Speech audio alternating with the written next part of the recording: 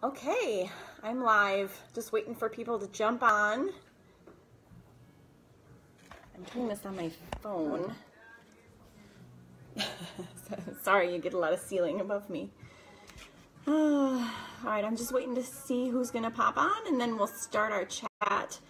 Tonight I'm going to talk about what you can expect when you foster a dog. I have fostered 14 dogs in the last 4 years. A few of them we've kept. They're actually called foster failures. If you're in the network of fosters already, you'll know that term. And it's really a very fulfilling job, I think. We're dog people, and we love really all breeds and all dogs. And we are very excited when we get the chance to foster a different breed than we've had before. And I think out of the 14 that we've fostered,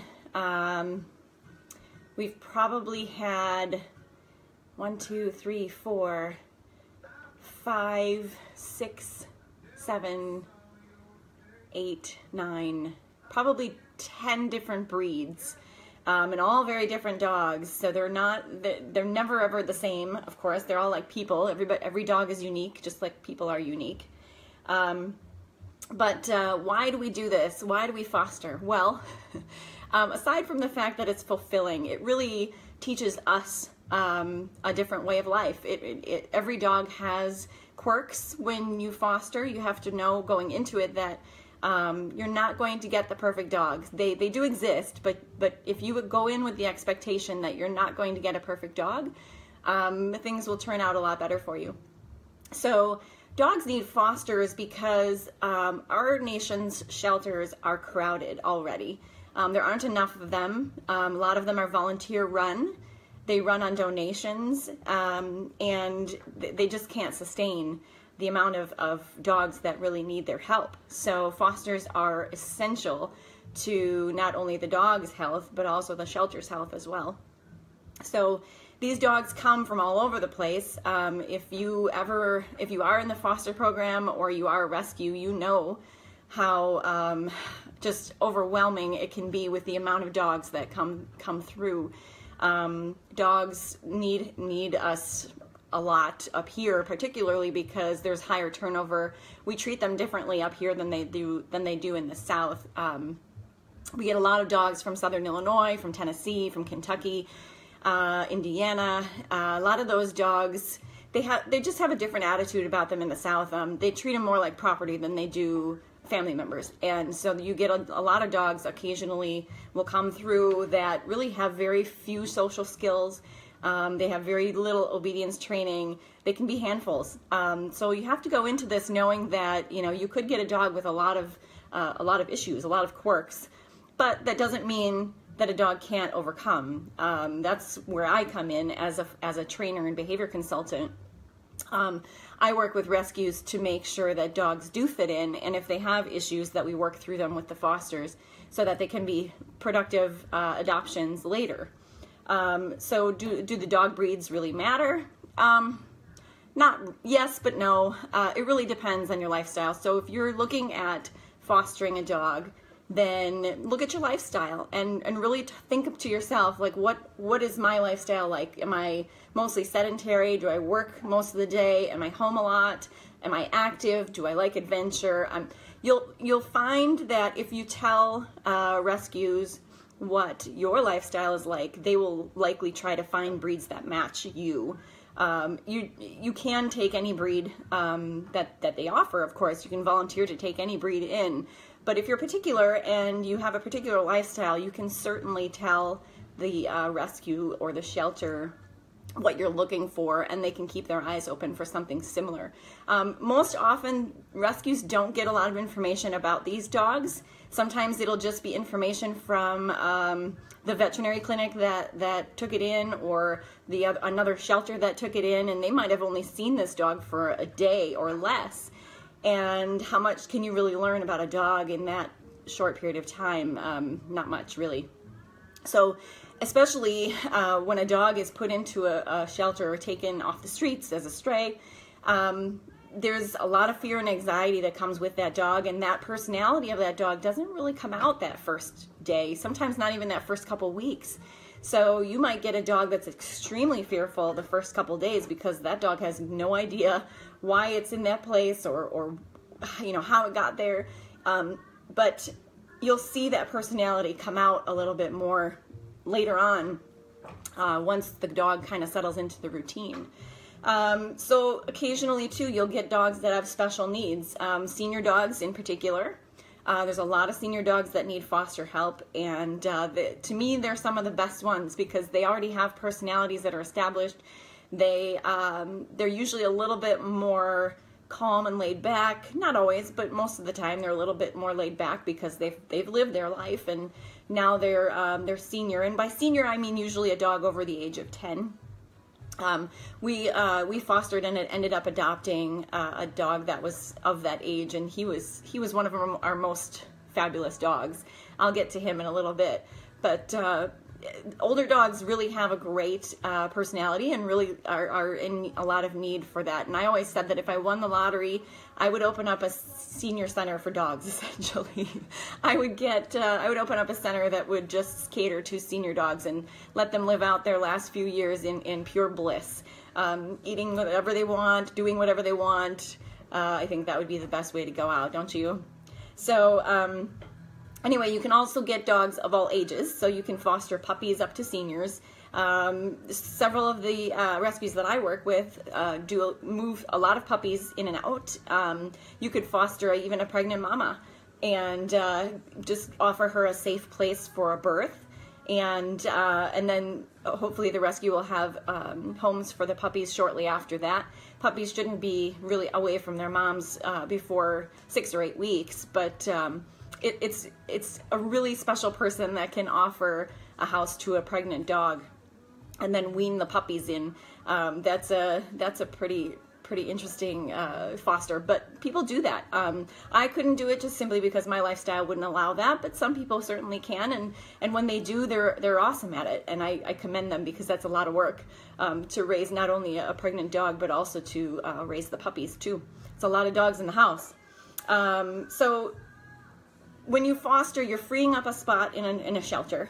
So because I said before that shelters are overcrowded and they don't have the resources to really take in too many dogs. Some are larger than others, obviously, but when you foster, then that opens up a space for them to rescue yet another dog. And so that's the whole purpose, is really to kind of cycle this around and you know, bring in a dog, adopt out a dog, bring in a dog, adopt out a dog. It also helps get dogs ready for a home. So you're this temporary kind of hotel space, if you will, for a dog. You are sort of their, well, you're just temporary, really. And you bring in this dog, and the dog lives with you sometimes for just a couple days, sometimes several months. The longest foster we had was our boy that I talked about earlier. We had him for an entire year, and then we adopted him. He was our foster failure. But he was an interesting story, and I'll tell you his story in a little bit. But you can the shortest foster we had was 3 days, and then the longest one was that 1 year. So it can range anywhere in between all that time, and you really don't know what to expect. I mean, you don't know how fast a dog is going to be adopted, so you go into it knowing that it's temporary, but you don't know how temporary. I think that's one thing that people always ask me too, is like, well, how long do you foster for, and how long do you keep the dog? And there's not really an answer to that. It's really just however long it takes for that dog to be adopted. And you become sort of you're not only just the foster, but you become sort of the PR agent of that dog as well. And don't be surprised if the rescue holds adoption events and asks you to bring the dog to that event so it can get exposure to new families. Milwaukee does a pet expo, Chicago does a pet expo, and there are all kinds of shelters and really all kinds of rescues that go to these places so that they can adopt out a dog, or at least get potential people. Linda's asking, how do dogs who are fostered a long time do a separation from the foster family? I think, let's see. I guess it depends. So I think dogs are very, very adaptable creatures. And so let me backtrack on that question for a second, because when you bring in a foster dog, there's absolutely a chance that you're going to get attached. You're not going to necessarily be attached to every dog that comes through if you do this more than once, but it does happen. You know, you fall in love with this personality, and let's say there's just no way that you can adopt that dog for yourself, and you know that it's just temporary. Well, okay, so now you have to move that dog into an adoptive home, and you've already become attached. Your dog, that foster dog, has been attached to you as well. It's become used to the routine. It's become used to pretty much everything that your lifestyle has given. But when you foster, it's important for you to understand that you should feel proud of yourself for doing what you've done for that dog, and that moving forward with that dog means going to a new home. Now, when you bring a dog in as a foster, it's going to need adaptation, okay? So you're going to need to have time where that dog adapts to your lifestyle and your routine, so that it's going to be exactly the same thing with the adoptive family. So we just had a yellow lab named Daisy, and she was fostered with us for 6 months. She came into us with a plethora of health issues. She had heartworm, she had tapeworm, she had 2 ear infections, she had a tick-borne disease, she had, oh my gosh, I can't even remember all the things. She had to have her anal glands expressed, she had digestive issues, she had a whole bunch of things. So we nursed her to health. And we know, you know, we've done this before, so obviously we knew what we were getting into when we got her in the first place. We knew that this was just temporary, but she was a great dog, and she still is a really great dog, but we knew that she was going to go to a good home, and we were going to be the ones that were going to approve of that home. That's the other thing you get to do as a foster, is you get to choose kind of where that dog is going to go. You get to have a say, and you get to say, well, that lifestyle may or may not work for this dog. Well, so we adopted Daisy out, and thankfully the people that adopted her are acquaintances of mine, so we asked them to send us updates and pictures. It helps ease the separation from us, I think, in our hearts. But Daisy was totally adapted to the next house pretty much instantly. So it can take dogs up to 2 weeks to really be fully integrated into the routine of a new place.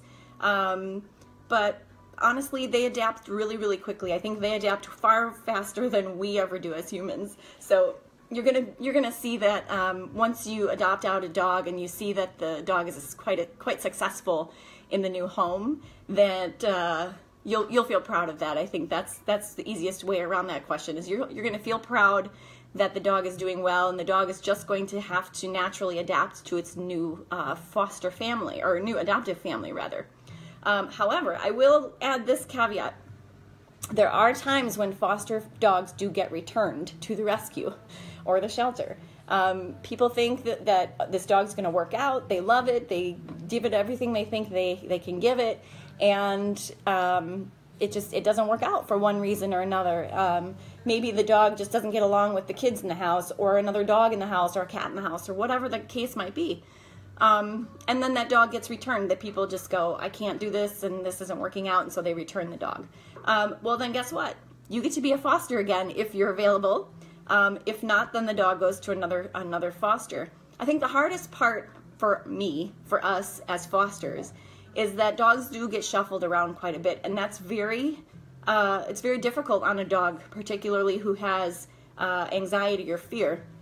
So if you have an anxious dog that comes through, and many of them do, unfortunately, but if you have a foster dog that comes through that has signs of anxiety, then it's going to be difficult for that dog to adapt. It might take longer. So that's kind of where I come in as well, as, you know, I do behavior consulting. So if a dog comes through the shelter and is having a rough time in a house, I come in and I assess the situation, and I talk about, you know, what kinds of triggers does this dog have? Is it fear-based? Is it anxiety-based? Is this something that is veterinary? And there are some behavior issues that come from veterinary issues. So if your dog, this particular dog might have a health issue that you're not aware of, it can be showing signs of pain through aggression. So things like that can happen as a foster too, but thankfully that stuff is kind of rare because most shelters and rescues are very particular about which dogs they bring in the first place. But it does happen. Dogs can react out of fear and out of anxiety just based on the fact that they've been moved around. So we have to be very cognizant of the fact that, you know, they are dogs, but they do have these, they have these feelings, I guess you could call it. So, you know, you bring in a dog and you have to consider where it came from. Has it been moved around a lot before you? I mean, these are questions you can ask the shelter too, because sometimes they know. Was it a stray? Because that's another thing too, is if the dog is a stray, the dog might have some anxiety issues about being safe. When a dog is outside for a long period of time, really unattended and doesn't feel safe, then anxieties will pop up, and those are things that we have to be very, very aware of with a dog. Because if a dog gets to a point where it's too anxious and too fearful, it can cause problems. It can cause aggression on other dogs. It can cause bites on people, and we don't want that kind of thing to happen. So we have to be very aware of the kinds of dogs that are coming through. So I just took some notes. So if you see me looking down, that's what I'm doing. I'm just checking my notes. So I want to cover all the topics that you guys have questions about, but I also want to talk about certain things that I've written down as well, because I think they're pretty important. One thing that I did say that I was going to talk about is I'm going to tell you some stuff that rescues don't tell you when you foster a dog. And this is kind of a little bit of a funny part of fostering, but it's very, very true. So having fostered 14 dogs in the last 4 years, you're gonna find that you're gonna do a lot more laundry. So foster dogs, because they have quirks and sometimes they have anxieties about where they are, they will make a mess in your house. Whether that means on your bed or on your carpeting or on your clothes or the bedding that you use for them, whatever it might be, you're going to be doing some more laundry. You'll also be cleaning your floors a lot. There are so many times when we've had fosters in here and they just mark in the house. They come in and they pee wherever they want, or they poop wherever they want, just because that's they don't know any different. They don't know their boundaries and their rules yet. So they'll just come in and kind of do their thing, and it might terrify you. It might horrify you. But just be prepared for that, because it does happen. And then I said that you are the dog's PR rep, and that is very true. So when you go out and about, you're going to say you have this dog that's available for adoption, and you know you're going to kind of talk up the dog. You're going to say all these great things about the dog so the dog can find its potential owner. You'll also have a very good support group. That's the great thing about being a foster, is that you're not in it alone. If you have questions about the dog, if you have questions about behaviors, about training, about anything really related to the dog, your support group is your foster group in that shelter network or that rescue network. So almost all of them, I think, have a Facebook page, or they have a website. They've got some sort of community online where you can reach out, or they've got phone numbers for people that you can reach out to and talk to. You'll also know too, this is really, really important. I get this question a lot. Is it free? Not quite, but it's close. So essentially the shelter or the rescue will cover the cost of the basic necessities for the dog. It will cover the food, it will cover veterinary costs, things like that. But don't think that you won't spend any money on that dog, because you will. It'll be treats, it'll be new leash, it'll be a new collar, it'll be whatever you think, you know, that dog might need. You're going to spend some money on the dog. Don't worry about that. And yes, saying goodbye is hard. And I'll go back to the question that Linda asked. You know, we as fosters, we go in it knowing that the dog will leave us eventually. But the nice thing about being a foster is you're leaving the dog still alive, and you're putting this dog in a nice, warm, comfortable, safe place. And so while it's hard to say goodbye, you should feel proud of what you've done for that dog and what you can do for others after you've taken in this one foster, even one time. Foster failures do exist. So my first foster was Rosie, and I posted a picture of her on my Facebook page.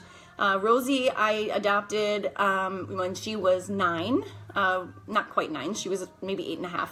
A friend of mine and owner of the Good Dogs Go Home Rescue in Sussex, Wisconsin, had this beagle, and I've never really thought I was a beagle person, because beagles can be very loud, they're boisterous, they can be dominant, and even though they're good hunters, they're hound dogs, and they do howl. And she did, but she became a really, really good companion to my dog Lucky, who was actually on her way out of this life. My dog Lucky was the reason why I named my company Lucky Dog Behavior Training, because Lucky was my first dog as an adult, essentially. She was the dog I picked out. She was the dog I trained. She was my dog. I grew up with dogs my whole life, but she was mine. She was the one that I got to pick out for me.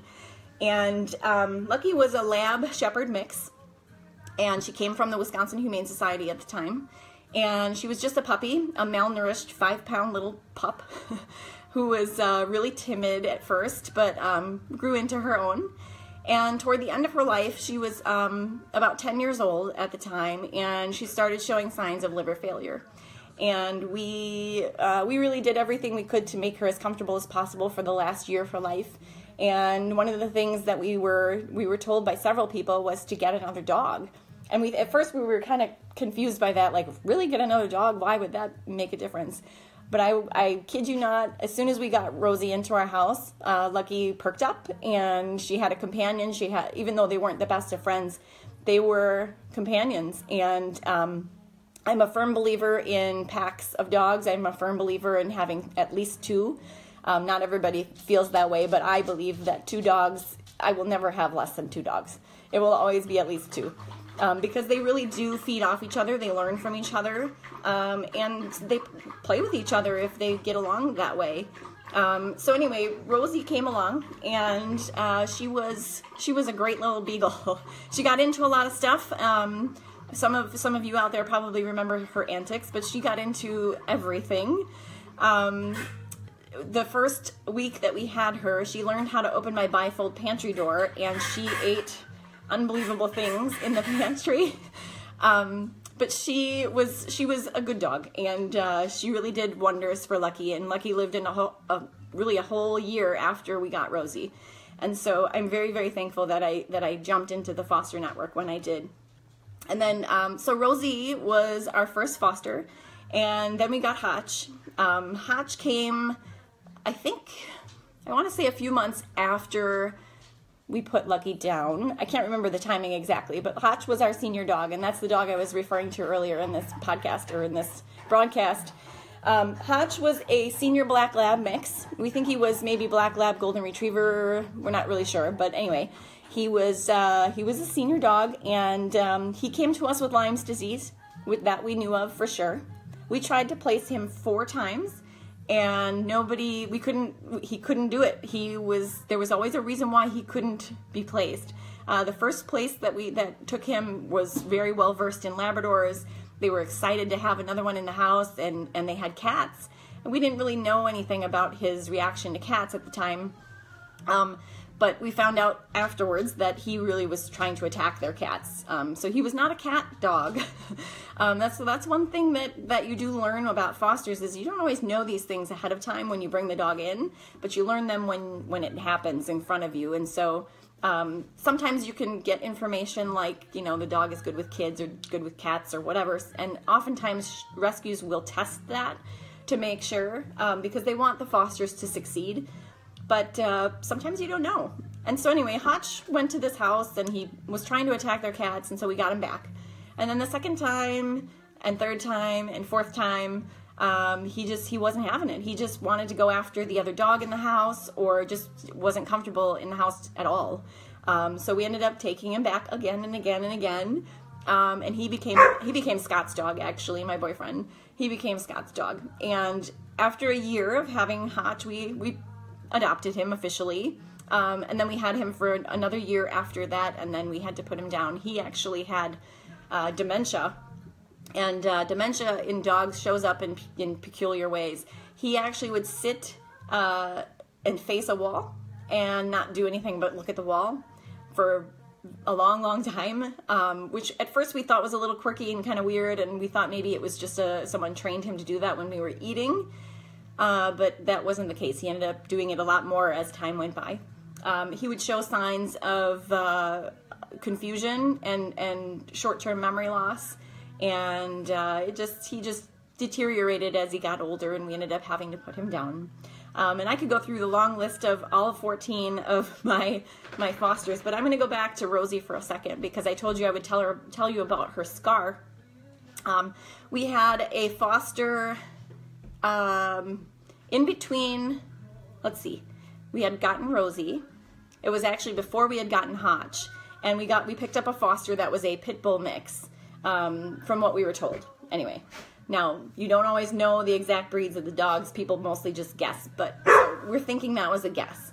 Anyway, we got this dog in. I'm sorry. Roscoe likes to be part of the talking too. So we got Apollo, which was the pit bull mix, and we had him come in and test with Rosie because Rosie was fine with other dogs. We didn't have any issue with her. We wanted to make sure he was okay with other dogs. So we brought him in, and the shelter person brought him over, and we sat in the living room for a long time just watching the interaction between him and Rosie, and really, honestly, everything seemed fine. And then about 3 days into our fostering, my son was playing tennis ball with him in the living room, and Rosie had been perched up on the sofa as she usually was. And my son threw the ball, and it landed onto the sofa where Rosie was sleeping, and Apollo had lunged for it on the sofa, and I don't think Rosie understood that was going to be playtime. I think she got a little aggressive, not aggressive, but defensive about the spot that she was in, like this dog was invading her space, and so she kind of snarled back. And Apollo didn't take to that very well, and so he grabbed her by the neck and had her swinging off the ground, and actually ended up had to take her to the ER, the veterinary ER, and she got stitches in 4 different places, 1 on her chest and then 3 in her neck. It was the most awful thing I've ever seen, and I hope I never have to see that again. But again, you learn these things as you foster more and more and more, and you don't have to have situations like that. I mean, many people probably wouldn't take in the kinds of dogs that we have, but we're well versed in dog language and how to deal with situations like that. So when things like that came up, we dealt with it, we managed it. Is it scary? Yeah, kind of. It can be scary, but again, you get to pick. You kind of get to pick the foster that you want to bring in. So if a shelter puts out a request and says, hey, I've got this dog, you can ask all kinds of questions about it and find out if it's going to suit you, and then you volunteer and you say, hey, I'll take that dog. Again, with puppies are a little different. Puppies don't know any better, so they're typically a lot easier to manage as far as behavior goes. But when it comes to training, like obedience training, they're kind of clueless. So you get, I don't know, it's a catch-22 either way you look at it. You're going to be helping that dog one way or the other. So it's something to keep in mind when you're interested in fostering. So let's see. I'm just checking my notes here because I know there's a lot of stuff I wanted to cover, and I know I covered quite a bit of things. So you will learn also, you'll learn a lot about veterinary care, because oftentimes a dog will come to the shelter and it will not be yet vetted, which means checked for rabies and given the shots that it needs and that kind of stuff, or even been neutered or spayed, because a lot of times neutering and spaying doesn't happen in the South. It just doesn't. I don't know if they just don't care about it, or what. I don't know what the deal is, but they typically don't spay and neuter their dogs. Bob Barker always said on The Price is Right, spay and neuter your dogs. It's a good idea, because then the shelters don't get overrun with them. And the foster network just, it's not that huge, so we're always looking for people to volunteer to take in a dog, whether it's for a week or a month or a year. But anyway, so yeah, it's you learn a lot about, what kind of medications the dog should be taking, or you know, how to deal with recovery after a spay or neuter surgery.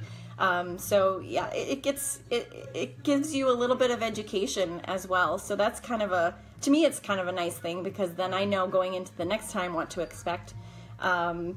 Let's see, it also, if you have kids, it's a great learning opportunity for kids to foster a dog. Now they can get more attached to an animal than adults can, so that's something to keep in mind. But I do know a lot of people that foster dogs that have children, and they just put it straightforward and they say, here's what we're going to do. We're only having this dog temporarily, and then we're going to give it a good home. And children most of the time understand that. But they learn empathy, and they learn how to react around dogs. They learn, you know, how to treat a dog. So it's a really great learning experience for kids as well. Now, with kids, if you haven't fostered before, that's also something you definitely need to talk to the shelter or the rescue about, because you don't want to bring in a dog that is fearful of children or has never had experience with children. So that's definitely something to ask when you're looking at fostering a dog, because you definitely want to make sure that your kids are safe. That's number one priority, obviously. So let's see. You're obviously giving a dog a safe place to be. I think that's probably one of the most rewarding parts for me, is knowing that if I've pulled in a dog that was a stray or that wasn't treated well, I'm giving it a safe haven. I'm giving it love and attention that it didn't have before. And then that dog learns how to be a dog, really learns how to accept the love and attention. Now, I will say there are exceptions to every single rule that I talk about here. And I'm just generalizing because I'm basing this on my own experience.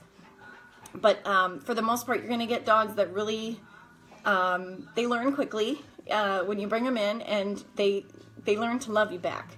And I think that's really the rewarding part of fostering, is, you know, you're giving this dog something it didn't have before.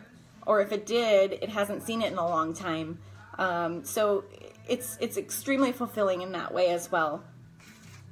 So when you do let's talk a little bit. Oh, I got a question from Christy. What if a foster dog isn't a good fit for the foster home?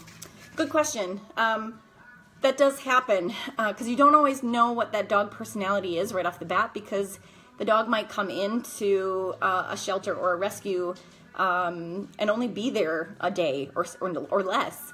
And you'll have a dog that's probably anxious, probably a little fearful, because he has no idea where he is or what he's doing or where he's going. So, you know, you're going to get a dog that might have some of those behavior issues right off the bat, because, you know, this dog has no idea what's going on.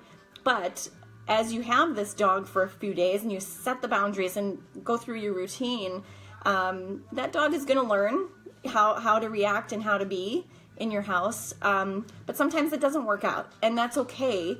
It's just really important to stay in communication with the rescue and make sure that they know everything that's going on with the foster dog. And that way, you can definitely find out if it's a good match or not. And usually you know within within 2-3 days. I would give it at least the 24-hour period, and probably 48 hours before you would make that determination, simply because the dog needs to adjust to where he is. Michelle asks me, can your own dogs become resentful of your foster? Oh, good question, because yeah, jealousy can definitely rear its ugly head. And jealous dogs they're interesting to watch, because they can show signs of aggression, and that's obviously not a good thing, and you don't want that. So there are definitely some things that you can do to avoid the jealousy. But if you know you have a jealous dog, fostering might not be a good idea for you, just because it takes quite a bit of experience and behavior adaptation training to actually get the dog past the jealousy.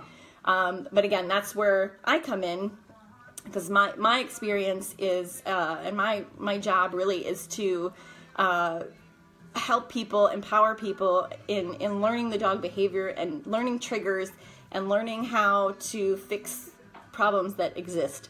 So when it comes to a resentful or jealous dog, I guess it depends on what kind of behaviors that you're seeing. So, you know, sometimes a dog could be jealous in the way of, it's more of kind of a playful way, I guess, where, you know, if you're giving attention to one dog, then your other dog will come in and nuzzle up underneath, or, you know, try to get in where it can to get your attention. That actually happened with our foster dog, Daisy. She was very, very sick, and so we gave her a lot of love and attention. But my Dalmatian and our Cocker Dachshund mix decided that, you know, hey, there's this new dog in town, and we're not getting the attention anymore. So they would come in and they would literally just shove their noses wherever they could into our hands or our arms or wherever, and just say, I'm here too. So I think it's just a matter of really kind of balancing out your attention giving. I will talk about, eventually I'm going to get to the point of when you bring a foster in, what should you do? So I'll get back to that. But I've got Val's telling me, although it's not for everybody, I agree with you on having more than one dog. Yeah, I really think that it's awesome to have more than one dog. They have a pack mentality. You know, just like humans, we don't like being alone. They don't either. And if you work during the day and you have one dog, they can get lonely and they can have separation anxiety. Now, that's not to say two of them can't have the same problem, but it's more likely to happen if you have just one. Now, I'm not pushing 2 or 3 or 4 dogs on you all. I don't want to do that. That's totally your personal preference. But I believe personally that dogs do better when there's more than one in the house. But not all dogs can manage that either. So you have to know your dog and know your lifestyle and know who you are in order to handle having more than one dog. And most people that I know in the dog world, especially fosters, they have way more than one. Many have 4 or 5, depending on what kind of household they have and if they're home and all that. Let's see. Hey, Heather, nice to see you. Glad you popped on. So let's see. Okay, I was going to go back to what to do when you bring your foster into the house. Okay, one of the things that I tell people all the time, and everybody goes, oh my gosh, I never knew this, is when you bring a new dog into your house and you already have dogs in your house. Now, this doesn't apply to everybody, but if you have a dog in your house or you have kids in your house, make sure that you are introducing your dog on neutral territory, okay? So don't just bring your foster dog into the house and let them loose. Good God, that could cause a lot of trouble. The best thing to do, this is what I recommend really to everybody that fosters. Bring in a new dog on leash with your other dog on leash and take them out into the front yard. Let them sniff each other, both of them on leash. If you don't have both on leash, that could be problematic because one dog on a leash and one dog off leash could cause an issue of feeling, the dog on leash could feel trapped by that leash, and so that could cause some anxiety and aggression issues, and we don't want that.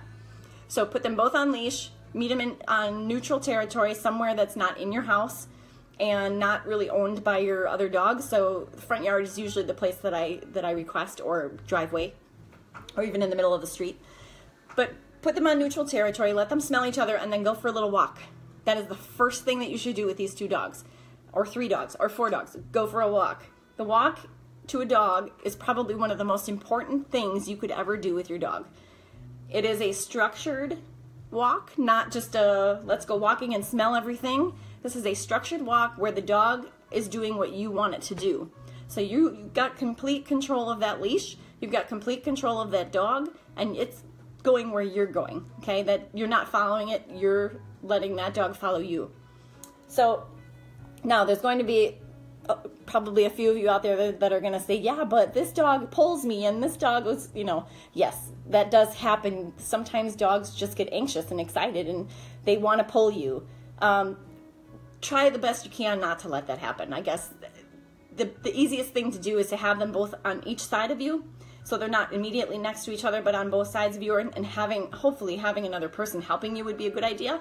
One person have one dog, one person have the other one, and then go for a walk.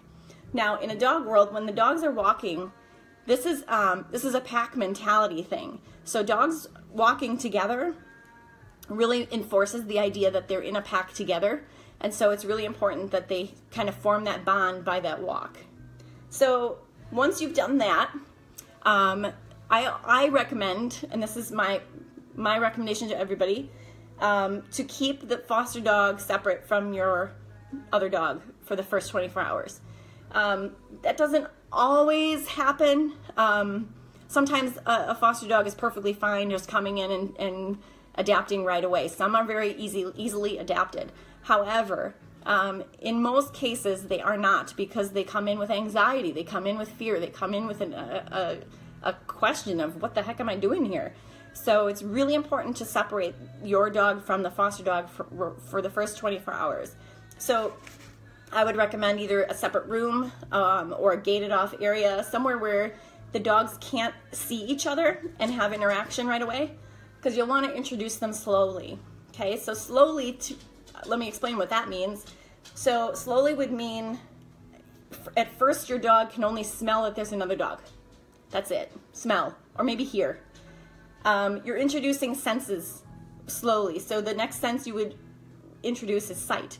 So now you might not be able to touch each other, but you can see each other. So now maybe you're in a gated room and you've gated off a part of your house so that your dog can see where that other dog is, but it can't get to it. So that's another step to take. And then finally to meet with the gate in the middle. So if there's any sort of issue, your dog can't get to that other foster dog and vice versa. So let's say there's a gate here. You have one dog on this side, one dog on this side, and they can smell each other and they can talk to each other and they can do all kinds of things, but they can't reach each other. They can't get through that gate. So then once that goes well, and you'll know it goes well because you'll notice that they're either happy or they're growling, or there's going to be actions that you'll notice. So then if that goes all well, then eventually you remove the gate and they can, interact inside the house. So if you can take small steps like that to introduce the dog, you're likely to have fewer issues with that foster dog and your other dog or dogs in the house. So once you've established the introduction, the foster dog needs to understand what the boundaries are of the house, what the rules are of the house. Your other dog might already know that. Your kids know that. You know that. So the foster dog needs to know that immediately. This is not something that needs to take time at all. This needs to establish the day that you get the dog. So you go out at this time of day. You eat at this time of day. You get a treat after you do this. Establish that routine immediately when that dog comes into your house, and stick with it. Don't be wishy-washy about what time you're going outside or what time you're feeding or what time you're treating. Do it at specific times every single day, at least for the first couple days, to get that dog established in your routine and to understand how you do things, because the dog is learning your behaviors as much as you're learning its behaviors. Let's see. So adjustment can take up to a few weeks, as I said earlier.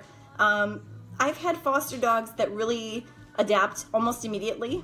I've had foster dogs that adapt a week or two later. It just really depends on the dog. So honestly, it kind of depends. You're going to have to feel that out a little bit. I'm going to see if Roscoe will come up and say hi, because he's sitting here. Come on up here. Say hi, buddy. There's Roscoe. So Roscoe, he's our dog now, but we fostered him through Canine Lifeline in Genoa City, Wisconsin here. And he came through as a pup. He was, I think, 9 months old when we first got him.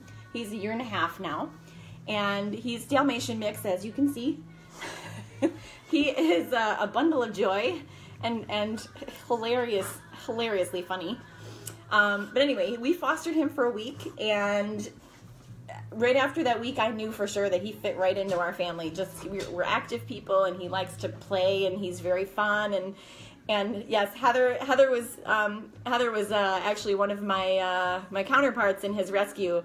He was put out on Facebook. Somebody was getting rid of him on Facebook because the landlord said they couldn't keep as many dogs as they had in his apartment, and he had to get rid of a dog. And so Heather picked him up. So thank you, Heather.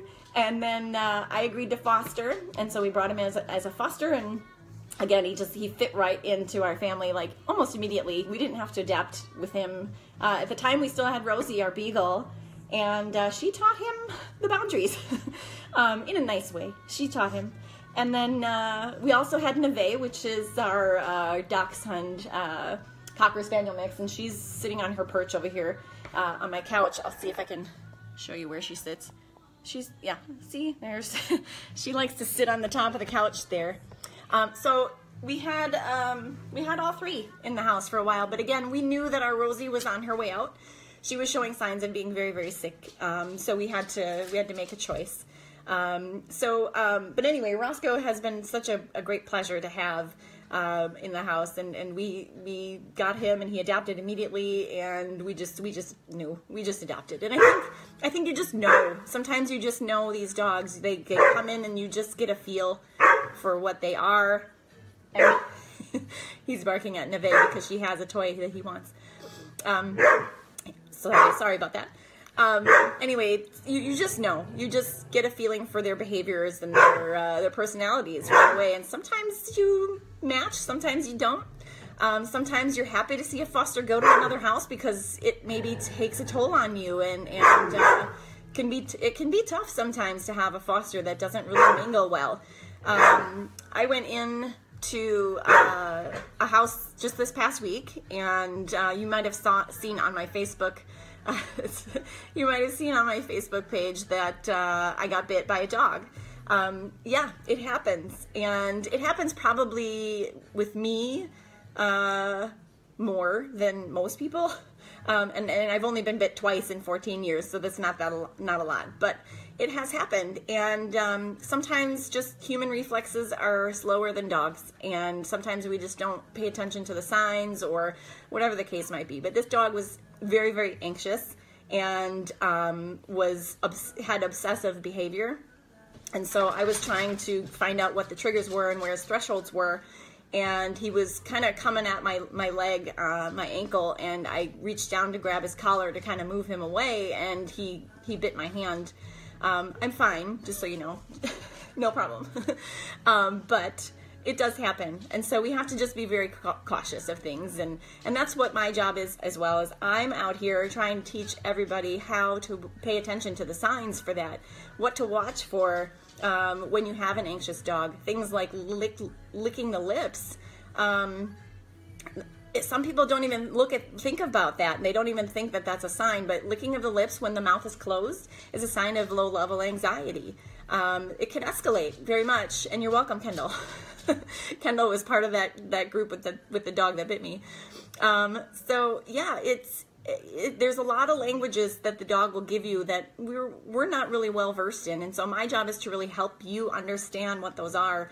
And sometime this spring, I'm really hoping to do an in-person class to teach people a little bit more about dog language. So watch for that. I'm just looking for a place to hold it. So I'm hoping that one of my foster friends out there who has a farm will allow that. But otherwise, maybe there's some space out there that someone else knows about that we could do a class. But I'd really like to teach people about just really kind of basic dog language. And it'd be something that I would record so that I could put it online for all those of you that aren't in my area, because I know there's a couple of you that are pretty far away. Sonia and Robert, I'm looking at you. But anyway, so that's my job really, is to start figuring out who needs this help and how I can better assist, because there are way too many dogs in the shelters. There are way too many in the foster network that need help in order to be adopted. And so I really, I don't ask for much. Right now I'm really just learning as I go as well. I'm gonna try to get my behavior consultant certificate sometime, hopefully this year. I'm doing a lot of classes this spring, and then I'm gonna start. A lot of my training is hands-on experience, and so when I come and evaluate a dog, I'm giving you what I know, and I'm learning a little bit as I go as well. So yeah, it's just.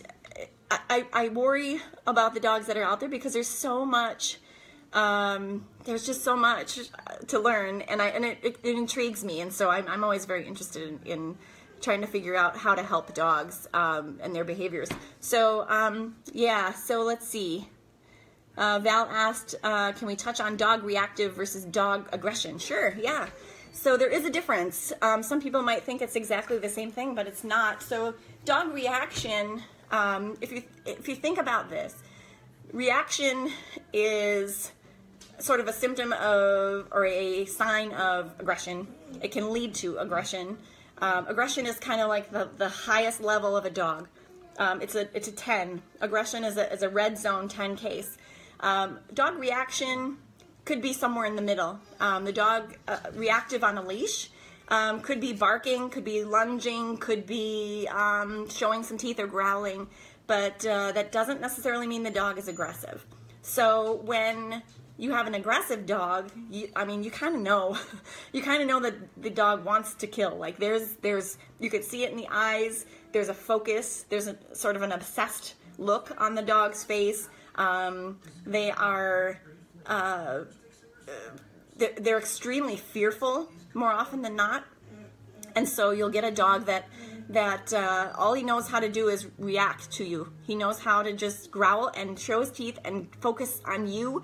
And if he gets loose, he's coming right after your jugular. That's the difference between reactive and aggression. So aggression, again, is that red zone 10, and aggression, or reactive rather, is just kind of in that middle part where you can work with a reactive dog. You can't always work with an aggressive dog. And I'll give you a case in point. We had a foster for 3 days, and this is such a sad story, but we had this foster. It came through one of the shelters, or one of the rescues that I work with, and it was a questionable case. And the rescue had asked me if I'd be interested in taking him in and giving him some help, knowing what I know. And they said, we don't know anybody that kind of does behavior stuff, so would you be interested? And so I asked some questions about this dog, and I found out that he had been living outside all his life, and he was supposedly a Rottweiler Lab mix, and he was coming from the south. That's pretty much all I knew. And I had heard, after a couple days of going back and forth about this dog, I heard that he had bit a vet tech down in Kentucky where he was coming from. And that doesn't always worry me because, well, you can get bit, and it really can be just anxiety. It could be just fear. It doesn't necessarily mean the dog's going to be out to kill you. So I talked it over with my boyfriend, and I said, hey, here's this dog, and it sounds like he really needs some help, and I think we can help him. So let's see what we can do. So we brought him up, and I transported him from Illinois to my house, and got him on leash right away, and I took him for a walk right away, and he was totally fine. He really showed no signs of anything at that time. And then over the course of the next 24 hours, however, he started showing aggressive signs, like he would lunge toward me. I became a trigger for some reason. I was trying to work with him with positive reinforcement, and I was trying to do all these great things with this dog, and he reacted oppositely of what dogs usually do. And I kept thinking that there was definitely something with his brain. There was some misfire in his brain. There was something mentally not right with this dog. And so my boyfriend was the only person that could get him to calm down and sit and just be. But he really wasn't calm. He wasn't really in a state of relaxation ever. And you could see that in his eyes, and he just was not, he didn't really look like he was with it. So anyway, fast forward another day, and my boyfriend was sitting on the bedroom floor with this dog, and I walked in the room, and as soon as I walked in the room, he literally lunged at me and wanted to kill me. And you could see that in his eyes. He was going for death. For some reason, I don't know why I was a trigger, but I was. And so I called the rescue, and I said, hey, this is what's happening. We've had to keep him separate from our dog because there's just no way he was going to be okay with having another dog around, especially a small one. And they didn't take much time, and they finally just said, okay, he's not going to be an adoptable dog, unfortunately, and because we think there's something wrong with him, that we should probably put him down. And they all agreed, and it was the hardest thing we've all had to do, but occasionally that happens where you get a dog, or somebody asks you about a dog, and they just have too many problems. thankfully he was only one out of our 14. So he was our sad story. All the other ones have some really great happy endings, which is really a prideful thing for us. But yeah, scary, definitely. And thankfully I was aware. I mean, I was aware of dog behavior. I was aware of what to look for and how to stay away from it and not be bitten by him and that kind of stuff. So I was never bit. I was never hurt by him at all.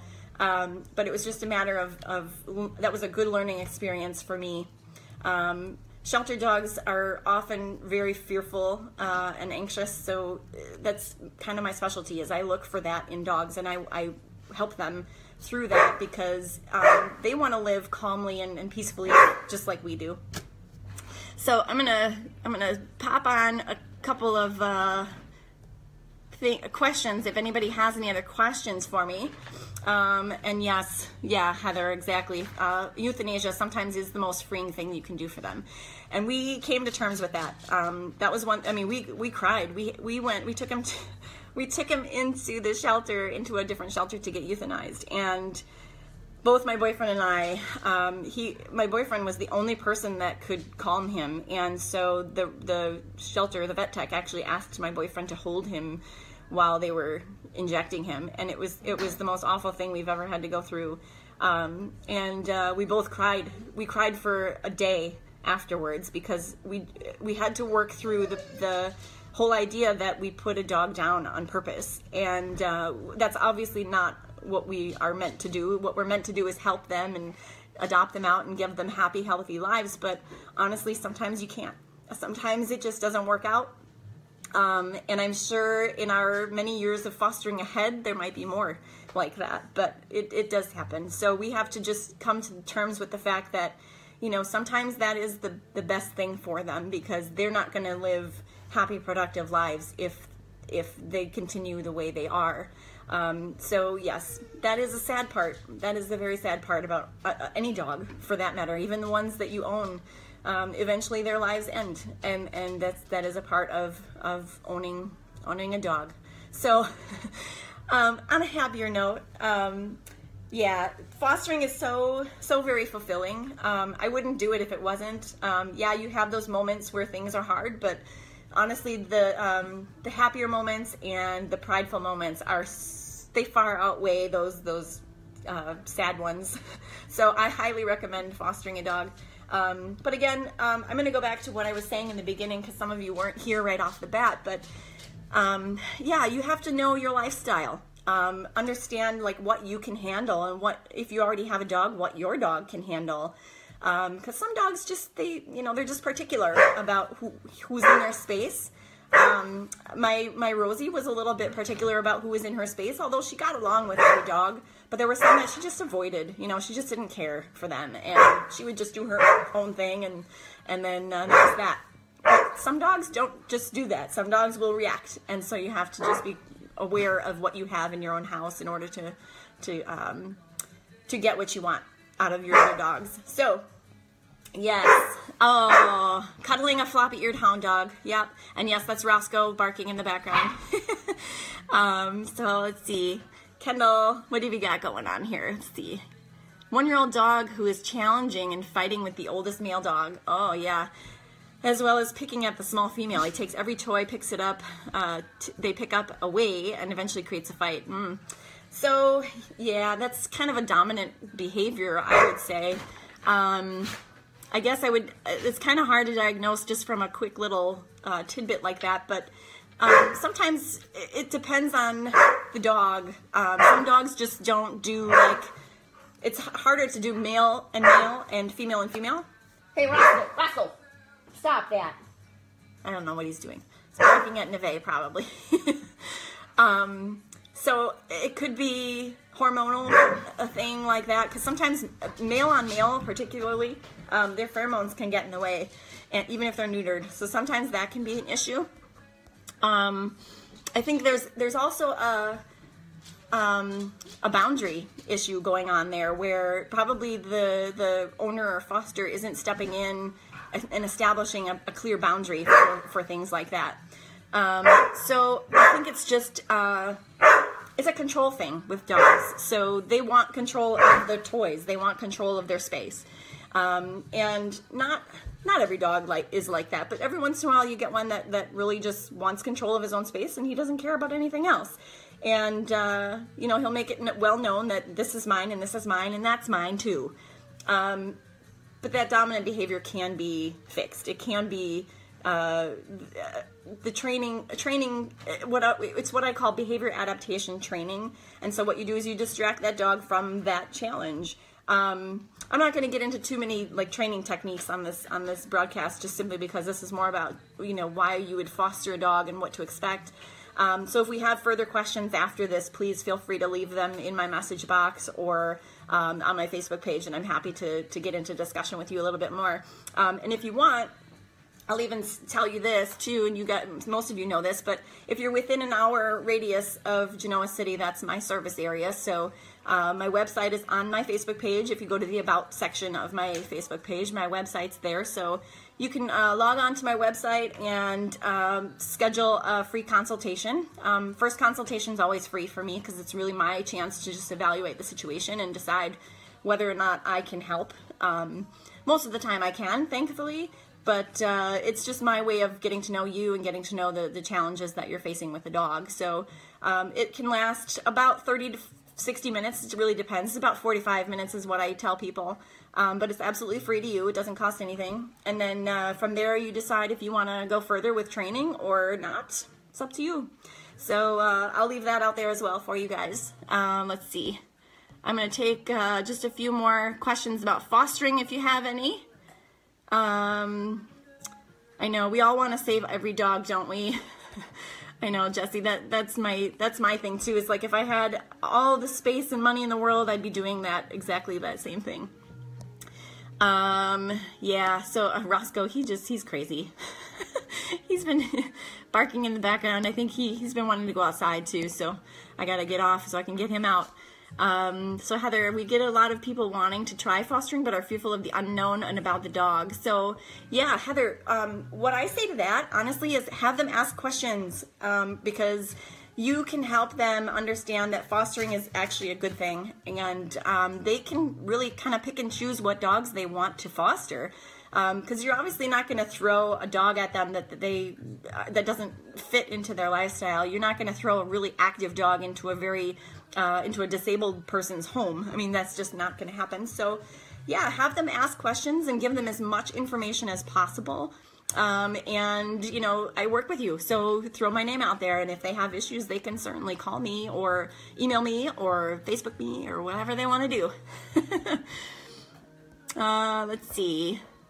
So yeah, oh, and yes, this recording, this live broadcast is being recorded on Facebook. So if anybody wants to come back and look at it, or you know, refer to anything in here, you can certainly jump back on and pull it up at your leisure and just kind of fast forward through all my blabber and get the information that you need.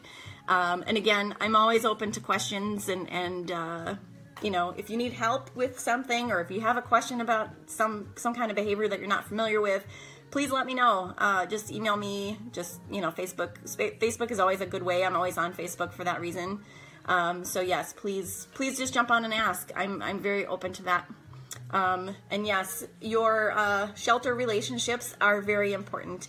And earlier in this broadcast, I did mention to the fact that one of the things you get when you are a foster is a great network of people. I work with 4 different rescues, and 2 of them very, very regularly, and then the other 2 are just occasional, but 4 rescues. And I have met some of the most amazing people through these rescues, because everybody that has fostered before or owned dogs, you are all big-hearted, wonderful people. And it's been really, really great knowing you and getting to know you and working with you. So thank you for all of that, and all of you that foster, thank you. I can't express enough how really important it is that you do what you do. And please continue doing what you do, because these dogs need our help, and they don't have anywhere else to go. So let's see, just a final look at my questions, if there are any here, and you're very, very welcome. I'm glad you learned a lot. These live broadcasts, I think I'm going to do a few more of these as we go along, just because it helps people learn, and I feel like it gets all of my 40,000 words out in a day. You know how they say, like, women have 40,000 words they have to speak. I don't know how many it is, but they say that women have so many words they need to speak before they feel comfortable in their day. Well, that's perfect for me. And then my boyfriend doesn't get an earful later, so thanks. Okay, so I'm going to log off for the night. I appreciate all of you watching, and thanks so much. Again, if you have questions, just log them on to the Facebook page, and I'll get back to you as soon as I can with them. All right, good night, everybody. Thank you.